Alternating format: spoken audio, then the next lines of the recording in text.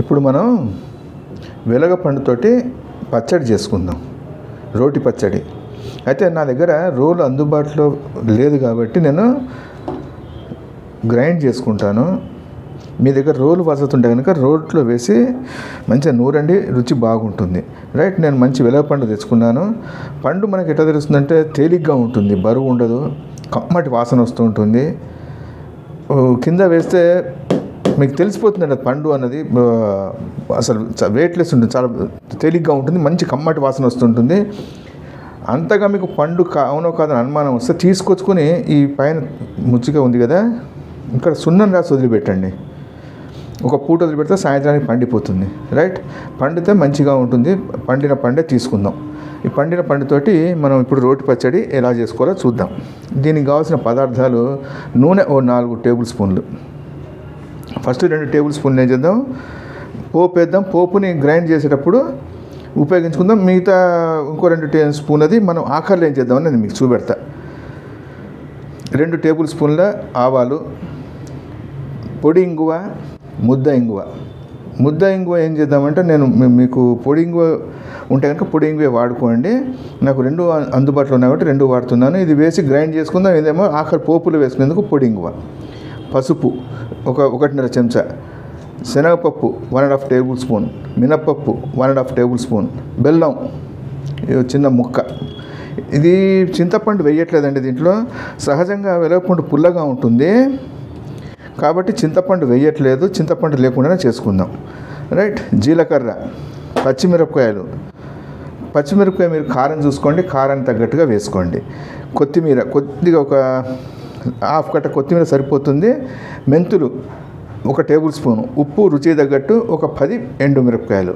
ఎండుమిరపకాయ కారం కొద్దిగా మనం తగులుతే అంటే పచ్చిమిరపకాయ దాన్ని పచ్చడి రుచి చాలా బాగుంటుంది.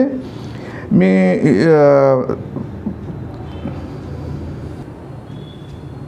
ఇప్పుడు ఏం చేద్దామంటే ముందర కాయని పగలగొట్టుకొని గుజ్జు తీసి పక్కన పెట్టుకుందాం. పోపు అది వేసుకుందాం. మీకు ఫస్ట్ గుజ్జు అది తీస్తాను పగలగొట్టిన తర్వాత ఏం చేయాలి ఏంటిదనేది నెక్స్ట్ ప్రాసెస్లోకి వెళ్దాం. ఆ లోపల మీరు ఛానల్ సబ్స్క్రైబ్ చేసుకొని వీడియోని షేర్ చేసి ఒక లైక్ కొట్టి రండి. వెలక్కాయని పగలగొట్టాము.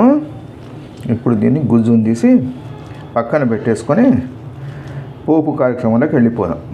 రైట్, ఇప్పుడు ఏం చేద్దామంటే నూనె వేసేసుకుందాం. మూకుళ్ళ నూనె వేసి మిగతా కార్యక్రమాలకి చూద్దాం.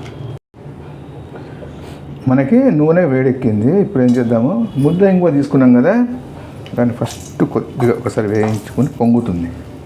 దీన్ని తీసి పక్కన పెట్టుకుని ఆవాలు పసుపు వేసుకుందాము ఒక్క నిమిషం.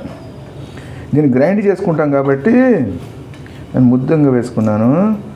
ఒకవేళ ముద్ద ఇంగువ లేకపోతే కనుక మీరు పొడి ఇంగువనే వేసుకోండి. మళ్ళీ ఆఖరిలో ఇంకోసారి పచ్చడి గ్రైండ్ చేసిన తర్వాత వేయిస్తాం, అప్పుడు పొడి ఇంగువ వేసుకుందాం. రైట్, ఇది పొంగింది. దీన్ని పక్కన పెట్టుకుని మిగతా పోపు కార్యక్రమం చూద్దాం. ఇందాక మనం ఆవాలు తీసుకున్నాం కదా, ఆవాలు సగానికి పైగా ఆవాలు వేసేసుకుందాం. పసుపు కొద్దిగా వేసేసుకుందాం. రైట్, మెంతులు తీసుకున్నాం కదా, మెంతుల్లో కొద్ది వేసేసుకుందాం. కొన్ని ఆ పోపులు ఆఖరిలో మళ్ళీ పచ్చడితో వేయిస్తాం, అప్పుడు వేసుకుందాము. మినపప్పు వేసేసుకుందాం. ఒక్క నిమిషం ఆగి శనగపప్పు వేసుకుందాం. వేసుకుని జీలకర్ర అది కొద్దిసేపు అయిన తర్వాత వేద్దాం. జీలకర్ర తొందరగా వేగిపోతుంది కదా, వీటితో పాటు వేస్తే మాడిపోతుంది. అందుకనే కొద్దిగా వేగిన తర్వాత జీలకర్ర వేసుకుందాం.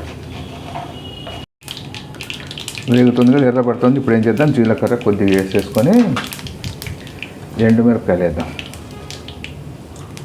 అయితే మీకు ఈ వెలక్కాయ ఉంది కదా, దాని పులుపుని బట్టి మనకు కారం పడుతుంది.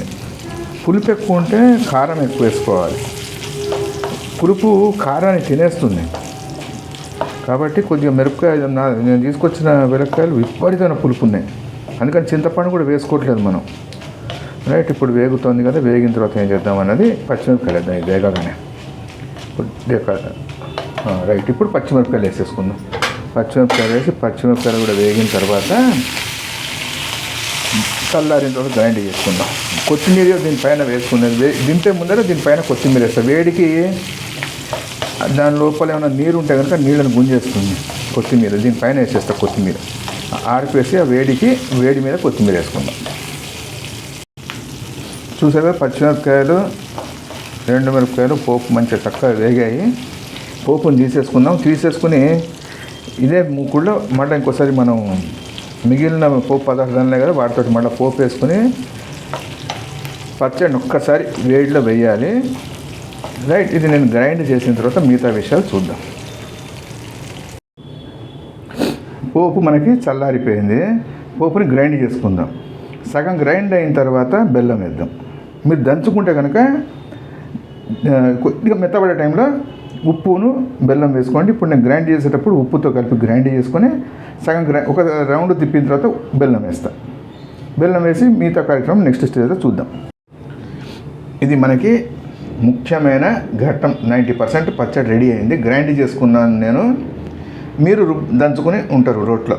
రైట్, దీన్ని పక్కన పెట్టుకుందాం. ఇందాక మనం మొదట్లో పోపు వేసుకున్నాం కదా, అదే మూకుల్లో కొద్దిగా నూనె వేసి మళ్ళీ పోపు వేద్దాం. నేను ఆ కార్యక్రమానికి చూపెడతాను మీకు మళ్ళీ నెక్స్ట్ స్టెప్లో. ఇప్పుడు ఆ నూనెలో మనం ఏం చేద్దాం, ఆవాలు ఫస్ట్ పొడి ఇంగువ తీసుకున్నాం కదా, ఆ ఇంగువ కొద్దిగా ఆవాలు వేద్దాం. వేసి ఒక్కసారి మినప్పప్పు శనగపప్పు కూడా వేసుకుందాం, లేదు వదిలిపెట్టేయచ్చు. ఆవాలు వేసి ఒక్క నిమిషం ఆవాలు కొద్దిగా వేగిన తర్వాత కొద్దిగా పసుపు వేసుకుందాం. రైట్, పసుపు వేసి అది వేగిన తర్వాత ఏం చేద్దామంటే దీంట్లో మనం గ్రైండ్ చేసి పెట్టుకున్నాం కదా పచ్చడి, దాన్ని వేసేద్దాం. ఆవాలు ఒక్క నిమిషం ఆవాలు కొద్దిగా వేగనియండి. వేగిన తర్వాత జీలకర్ర అది కూడా వేసుకొని మనం మిగతా కార్యక్రమం చేసేద్దాం.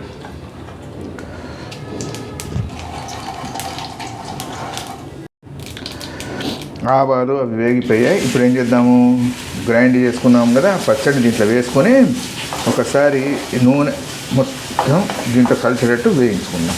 ఎక్కువసేపు వేయించద్దు, ఒక్క నిమిషం వేయించేసి పొయ్యి అర్థం. నేను మీకు దీని తర్వాత స్టెప్ ఏంటిదనేది చూద్దాం.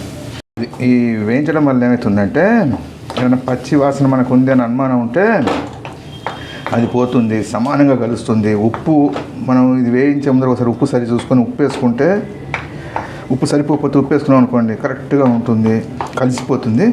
ఒక్క సెకండ్ తిప్పుకొని పొయ్యి ఆర్పుకుంటే పచ్చడి రెడీ అవుతుంది. వేడి అన్నంలో నెయ్యి వేసుకుని తింటే సూపర్ ఉంటుంది. ఇది అయిపోగానే మీకు నేను నెక్స్ట్ స్టెప్ తీసేస్తా, చూపెడతాను మీకు. ఇది మనకి పూర్తయినటువంటి ఉడాపిల్ వెలక్కాయ పచ్చడి. ఇది మెత్తగానే గ్రైండ్ చేసుకోలేదు, గింజ పంటి కింద తగులుతుంటే బాగుంటుందన్న ఉద్దేశంతో కొద్దిగా గింజ తగిలేటట్టుగానే గ్రైండ్ చేశాను. రుచి అద్భుతంగా ఉంటుంది. తడి తగలకపోతే కొన్ని రోజుల పాటు హాయిగా తినచ్చు దీన్ని.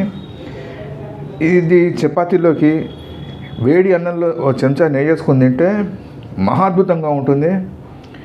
ట్రై చేయండి ఎలా ఉందో. మరో మంచి వంటతో మళ్ళా కలుద్దాం. థ్యాంక్స్.